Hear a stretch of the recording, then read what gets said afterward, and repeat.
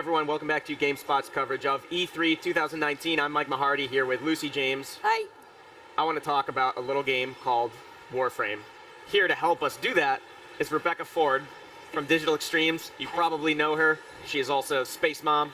It's true, I am, and I'm just so happy to be here because I know you're a huge Warframe fan, and you're about to hear a lot of words about Warframe that will be very strange. So the thing is, it's like, I have just moved. Yes. And so it's one of those things where I struggle to commit to a game. But then a few weeks ago, Mike did this incredible piece about why you should be playing Warframe, and I watched it, and I was like, oh, yeah, everything about this and everything that is in Warframe is my bag. You like extremely bizarre sci-fi that is also rooted in like very good cinematic storytelling here and there. Yeah. Really quick disclaimer. I have no monetary investment in Warframe. I don't work for them. I just really like it. So if I sound like a shill, I'm super apologize. I'll do my best not to.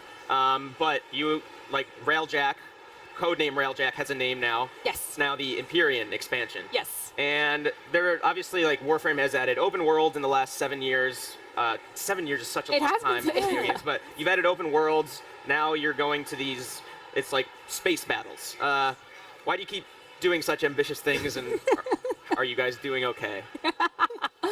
I'm just laughing, so that's my answer. But like, yeah, it's just about taking the core fun things of Warframe and just pushing them forward in a new way all the time. At the end of the day, you're always going to be having an incredible, visceral action RPG experience with our, our shooting, parkour, space ninja action. But the setting of it and the goals that a player has, we just need to keep changing and adding to, because, if you've been playing Warframe for 7 years, like I have, as well as making it, you just want to be able to use your gear in new environments and have it feel like just like an incredible sci-fi fantasy experience. And now you're showing off the Empyrean expansion. It's funny because Warframe's such a weird position that you're at E3 showing something off, and you're walking around and you're seeing all these new games starting to pop up, and you see, like Anthem take a swing at this like live service. You're seeing like Division 2 is announcing updates. Meanwhile, Warframe is like, if I'm not mistaken, last I checked, there's like 50 million people that are like quietly playing this hugely kept secret somehow. And I don't know, what's that like to be showing to the fall still 7 years later? I mean, for all intents and purposes, it could be a sequel, or you could be on like Warframe 3.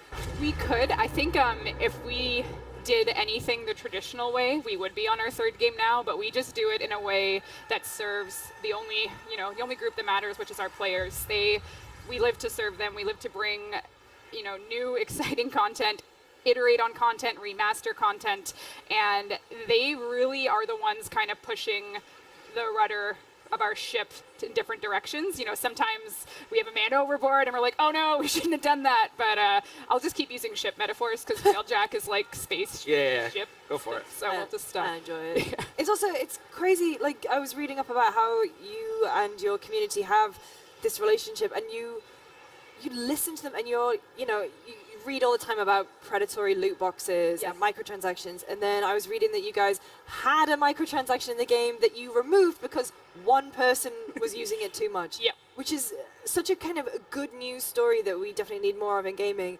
And I was wondering, how do you know what the limit is where it comes to listening to that community? And as well as, you want to keep good faith with them, but also sometimes they might ask you things that are unrealistic.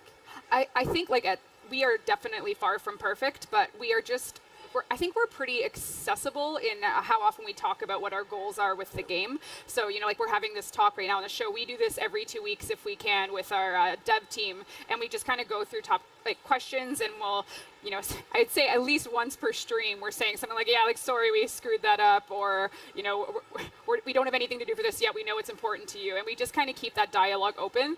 And I would say, enough players know that we're for real, and that hopefully we just can continue to learn from the mistakes, like bad loot box practices, or not communicating a balance change properly. And it's been 7 years, so maybe along the way some people have been like, I don't like what they did, they're not for me. But enough people have stuck around, and which is great because our game is still getting made, that they see what we're after, they see what we're going for, and they know that there's no malice in our actions, just sometimes lack of oops, you make mistakes. So to zoom out a little bit, so last night you went on Giant Bomb's show to talk. It was fun. It was fascinating hearing you talking alongside Mark Noseworthy and Luke Smith from Destiny, you had a really interesting conversation about how you keep players engaged with the content, but also like how they engage with the content. Because the way you engage with Warframe is very different from the way you engage with the Division 2, which is very different from Destiny.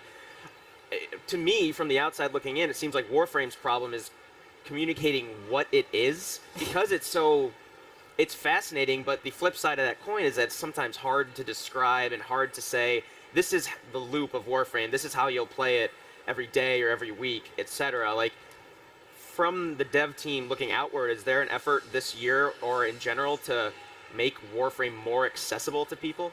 I think there is. We have a surprise coming at TennoCon that's just about the front end of the game and just telling our story in a more polished way. I think there's some really exciting stuff coming to make that that initial like spark of Warframe for people hopefully just burn a little brighter. And then it really, the accessibility for the game is tricky. It's very dense and it doesn't hold your hand. People still make it through, but maybe not enough, and maybe some people get lost along the way. But we have some polish coming to the new player experience that will help at least that first 2 hour. What the hell am I doing? But I think about that so much playing. I think about Warframe a lot, but I think about that specifically. Like, part of the charm of Warframe is that there is a pretty steep learning curve. Yes. And a lot of people, that's why like people like Skill Up, Mogamu, Iflin, these YouTubers like come up like largely because of Warframe, because like it's not just like teaching, it's trying to communicate like why it's so fun and why it can be so rewarding. But I feel for you, because how do you balance keeping it complicated but also making it just accessible enough? Because like I think that's foreign to a lot of people. Like, oh, I'm gonna be on the wiki, I'm gonna be on the Warframe wiki. Like, that's just part of it. Yeah. How do you go about finding that line, or even is there a line to strike? I think depending on how studied a game designer is, there is a core I figured it out for myself mentality that a lot of games are really good at doing. Like, there's really even as early as Pokemon, that water Pokemon are good against fire. I don't think it necessarily screams that from the rooftops, but as you start to figure that out, that's the core Pokemon gameplay system, and you mix and match those weaknesses and types, and that's a satisfying interaction with that game. And for Warframe, I think satisfying interactions are when you realize, oh, I just increased my power by like 1,000%. Now things are about to get real, God mode for me, and that's the satisfaction, is figuring out how to make it through that. Like, you're kind of like a fledgling space ninja, and you're kind of going down a lot, and the satisfaction of learning what it takes to make it to that like God fantasy is really important. And if you hold someone's hand that whole way, maybe it takes away something. I'm not making excuses for ourselves saying we're not going to do a proper tutorial, but we definitely want people to be able to figure out just exactly what systems will tickle that OP player complex. I imagine it's just scary as hell to have to, because it's one of those games where it's like it's so helpful to have like a guru walking you through it, right? Like, yes. People, like when we got into like Rainbow Six Siege, there's like a similar amount of depth that you're like, no, nobody does that, but like do this. But I imagine it must be scary to have to like, you have an amazing community, but nonetheless, it must be scary to have to like rely on these community experts. We do, and we love them. They've been with us, a lot of them have been with us for like 6 or 7 years. And like, I think for me, the honest answer of why I think it's okay, it works the way it is everything I learned about playing Magic the Gathering, I learned from someone teaching me. I don't read the Magic rule book. I don't like have a tutorial. A person sits down and walks you through how to play the game, shows you the rules. And with Warframe, it's kind of the same. It's just digital. Like, there's so many classic games that we know and love that you learned from sitting across a table from someone. Like, someone taught you how to play Monopoly. Someone taught you how to play Crazy Eights. And with a game like Warframe, I think it's that phenomenon, but just in our world that we've built. So having other people help you learn the ropes is essential to our community building. And it's just every day you see someone new say, I tried Warframe for the first time, and they'll reference someone like Iflin, Mogamu, Skill Up, and it's just like, you guys are awesome. So you have that community who has stuck with you guys for so long. I mean, how do you, it's wild to think about how you have those people who devote so much of their lives to something that you create, and like, how do you kind of cope with the fact that people, invest so much of their time in it, and what do you like to give back to them? For us, it's just about delivering updates that are going to surprise and delight them, but also respect their investments in the gear they've built. So for Empyrean, everyone's kind of starting from the same page again, because they'll have to build their railjack and kit it out from square one. So everyone's going to have the same starting point, and ultimately it's just about being along for the ride and seeing where we go with Warframe. One of the really weird things is we're also telling this cinematic story, but we're doing it a bit like if people wait like 2 years for Game of Thrones, they waited 2 years for the final season. That's kind of where we are with our next entry to the cinematic quest as well. So people are kind of waiting for the next beat of our major story as well. So which hopefully we'll deliver, soon. But we don't want to kill ourselves making it. So I kind of opened the interview talking about how Empyrean, or like when you first announced Railjack or showed it, was it TennoCon last year? Yes. Right. When you showed it, people were, it's another thing where they're like, oh my god, I can't believe they're doing this. Like, it just watching it and seeing it all over again, this cooperative space battle, dogfight, boarding action thing, like, how does that fit within Warframe? Is it like this big left turn, like random thing for Warframe, or how does Empyrean fit into what Warframe is? I think if someone was doing like a frame by frame, and no pun intended, a frame by frame analysis of like this, you can see everything we've done in Warframe the past 7 years coming into one teaser, right? Like this is our corridor shooter. You're going in at your familiar Cobra spaceship and you're kicking ass. But now you also have a bigger battle outside. So the entire game you've been able to look outside the Corpus ships and see space,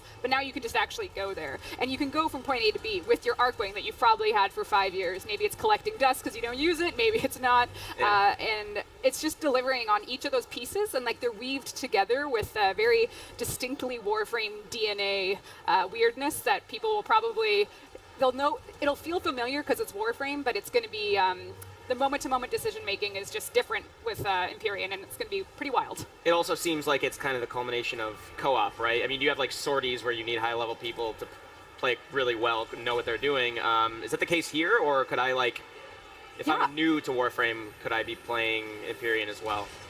That's probably going to be one of the last decisions we make, is where to lock this in progression of a player, because it's going to be new for everyone. So on the one hand, maybe if you're like a veteran player, you'll be like, I'll go in the ship and I'll take it down because I can do it with my like 7 Forma, whatever. But piloting the ship, everyone's going to start with the same experience, which is 0 experience. So it's going to... That might be a compelling argument to make it more accessible early on, but at the same time, we're going to just spend the next month before talking about it more at TennoCon just to figure out exactly where we're going to put it in the Warframe sandwich. Like, is it going to be with the mayo at the top, or is it going to be with the bacon at the bottom? I don't know why sandwich, but we'll go. You got to wait for the frame metaphor. Ships to food. Yes, ships to food. I do want to ask. I know you guys get this a lot, but seeing Destiny kind of agree to cross-progression, cross-save, yes. Does that make you feel even more like you need to? Because I know the community asked for it. Do you feel even more pressure to... I think I want it more than anyone because Yeah. I travel a lot. But, like last night we were with the Destiny guys on Giant Bomb, and it's just like I wanted to be like, how did you do it? Tell us everything. We need to do this so badly. So whether or not they answer, I didn't actually ask that. I'm joking. But Yeah. we really have to do it at some level, bringing that Warframe progression around with you when you're on your Switch, when you're on PS4 or your Xbox. We have to figure something out because people invest a lot of time in that game and they don't want to start from scratch. So It's funny talking to you about that stuff because I feel like almost any other studio, if I had asked that, they would have deflected in some way because it's such an asked for thing from the community. But you guys are transparent as hell. Sometimes too, like in your own words, sometimes like I've seen you on like, you guys have had to walk stuff back and say, actually we should focus on this character before we focus on, like bringing in this quest out. Do you ever feel like you're too transparent? I think every game studio's poison is a different flavor. For us, we've definitely gotten in trouble with ourselves for, announcing something way before it was actually going to be released. Having improper expectations set about something, those are really difficult things, but I'd rather have that be our problem because at the end of the day, people care, right? If you're too transparent, that means someone cares enough about what you said that it means something to them. So the most important thing you can do is make their investment in meaning worthwhile. So Awesome. Yep. Well, Rebecca, thank you so much for joining us. Unfortunately, we're out of time, but I wish we could talk longer. We can some other time Yeah. for drinks or something. But also, TennoCon's coming up. Sold out, though, right? Sold out within like 50 hours or something Wow. crazy. Yeah. TennoCon's another thing I would love to talk about. The fact that you have your own convention, it sells out every year, and people should talk about it more. Anyway, Rebecca Ford, thank you so much for coming on Thanks, to talk guys. about the Empyrean expansion and Warframe. And if you're watching from home, we will be right back after this with our friends from ID at Xbox, so stick around. We'll see you then.